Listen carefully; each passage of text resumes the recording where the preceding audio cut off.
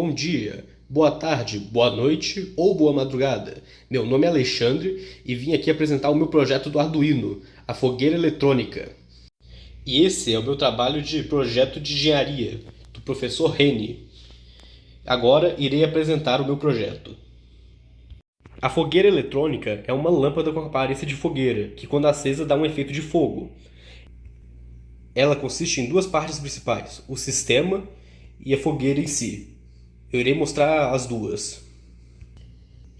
O sistema da fogueira eletrônica primeiro consiste no Arduino Uno.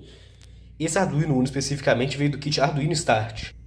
O Arduino Uno está conectado através de jumpers macho-macho nesse protoboard, que também possui resistores e essas 6 lâmpadas LEDs, 3 vermelhas, 3 amarelas. Essas lâmpadas LEDs serão responsáveis por fazer a iluminação colorida da fogueira. E o sistema tem esse cabo USB para Arduino que será conectado nesse power bank. E é assim que eu irei ligá-lo, mas também funciona se ligá-lo no PC. Depois temos a fogueira em si. Ela foi feita com 12 tábuas coladas por cola de madeira e em cima tem o papel celofane vermelho e amarelo para fazer a aparência de fogo.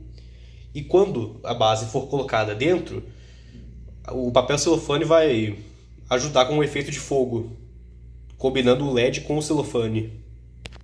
Com essas duas partes, basta somente pegar a fogueira e pôr em cima do sistema. Aí fica dentro com o cabo para fora para poder conectar no power bank. Agora irei demonstrar a fogueira eletrônica ligando. Aqui está a fogueira eletrônica ligada. As lâmpadas elas alternam as cores que brilham. Primeiro amarelo, depois laranja, com o vermelho e o amarelo juntos, depois vermelho, amarelo, laranja, vermelho, amarelo, laranja, vermelho. Neste exato momento é de dia, então a fogueira eletrônica não está iluminando tanto quanto poderia estar. Então, a seguir, eu irei mostrar como é a fogueira eletrônica ligada de noite. Agora estou filmando de noite. Agora está bem escuro. Todas as luzes apagadas e agora dá para ver muito melhor a iluminação da fogueira eletrônica. Amarelo, laranja, vermelho. Amarelo, laranja, vermelho. A iluminação fica muito melhor, dá para ver o efeito do celofane muito melhor, o efeito do fogo. E aqui está o sistema sem a fogueira em cima, aqui de perto. Amarelo, laranja, vermelho. Amarelo, laranja, vermelho. E essa foi a fogueira eletrônica, a lâmpada com aparência de fogueira que faz um efeito de fogo.